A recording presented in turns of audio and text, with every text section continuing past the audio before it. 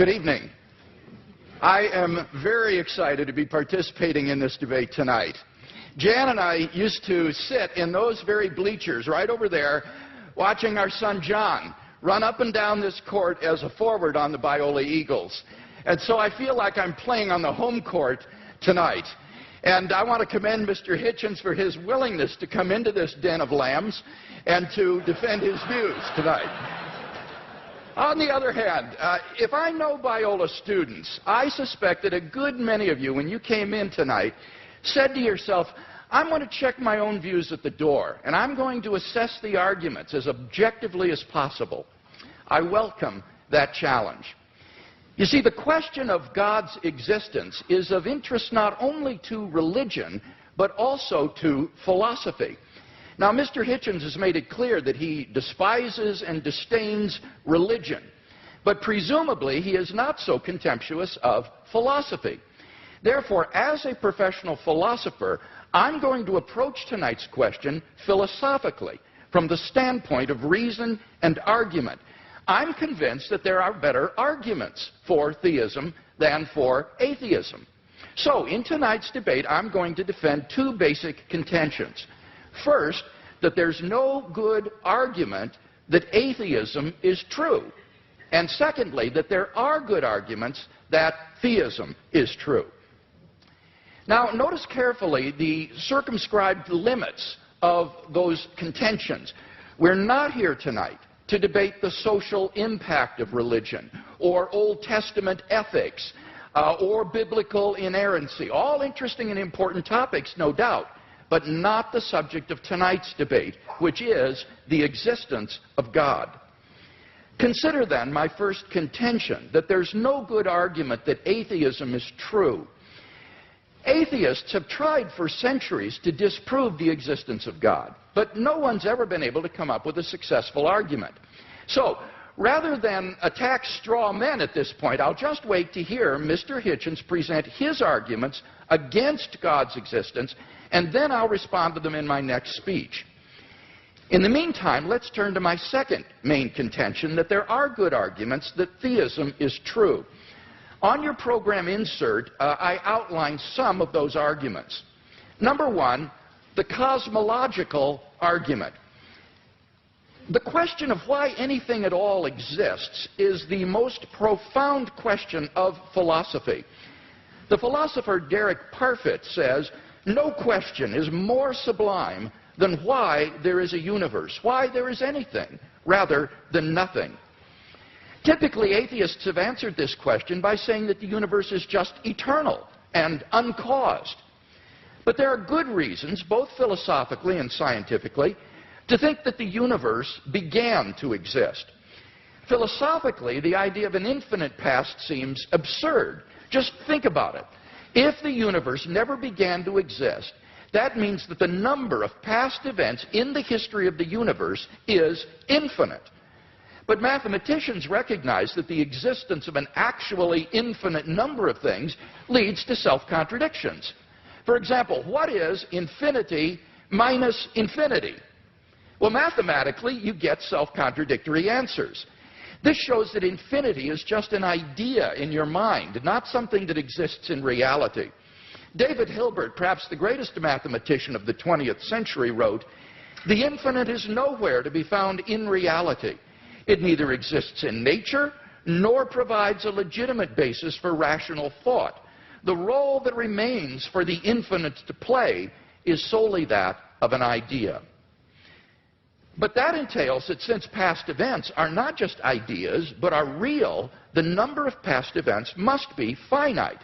Therefore, the series of past events can't go back forever. Rather, the universe must have begun to exist. This conclusion has been confirmed by remarkable discoveries in astronomy and astrophysics.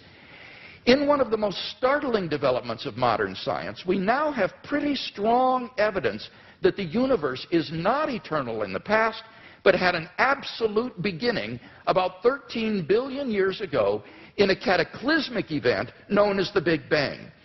What makes the Big Bang so startling is that it represents the origin of the universe from literally nothing, For all matter and energy, even physical space and time themselves, came into being at the Big Bang.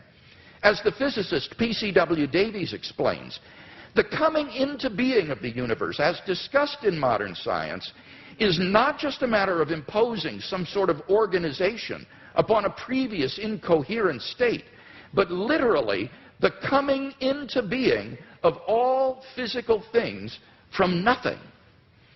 Now, this puts the atheist in a very awkward position. As Anthony Kinney of Oxford University urges, a proponent of the Big Bang Theory, at least if he is an atheist, must believe that the universe came from nothing and by nothing. But surely that doesn't make sense. Out of nothing, nothing comes. So why does the universe exist instead of just nothing? Where did it come from? There must have been a cause which brought the universe into being. Now, as the cause of space and time, this being must be an uncaused, timeless, spaceless, immaterial being of unfathomable power. Moreover, it must be personal as well. Why? Because the cause must be beyond space and time. Therefore, it cannot be physical or material. Now, there are only two kinds of things that fit that description. Either an abstract object, like numbers, or else a personal mind. But abstract objects can't cause anything. Therefore, it follows that the cause of the universe is a transcendent, intelligent mind. Thus, the cosmological argument gives us a personal creator of the universe. 2, the teleological argument. In recent decades, scientists have been stunned by the discovery that the initial conditions of the Big Bang were fine-tuned for the existence of intelligent life with a precision and delicacy that literally defy human comprehension. This fine-tuning is of two sorts. First, when the laws of nature are expressed as mathematical equations, you find appearing in them certain constants, like the gravitational constant. These constants are not determined by the laws of nature. The laws of nature are consistent with a wide range of values for these constants. Second, in addition to these constants, there are certain arbitrary quantities put in as initial conditions on which the laws of nature operate. For example, the amount of entropy or the balance between matter and antimatter in the universe. Now, all of these constants and quantities fall into an extraordinarily narrow range of life-permitting values. Were these constants or quantities to be altered by less than a hair's breadth, the balance would be destroyed and life would not exist. To give just one example, the atomic weak force, if it were altered by as little as 1 part out of 10 to the 100th power, would not have permitted a life-permitting universe. Now, there are 3 possible explanations of this remarkable fine-tuning: physical necessity, chance, or design. Now, it can't be due to physical necessity because the constants and quantities are independent of the laws of nature. In fact, string theory predicts that there are around 10 to the 500th power different possible universes consistent with nature's laws. So could the fine-tuning be due to chance? Well, the problem with this alternative is that the odds against the fine-tunings occurring by accident are so incomprehensibly great that they cannot be reasonably faced.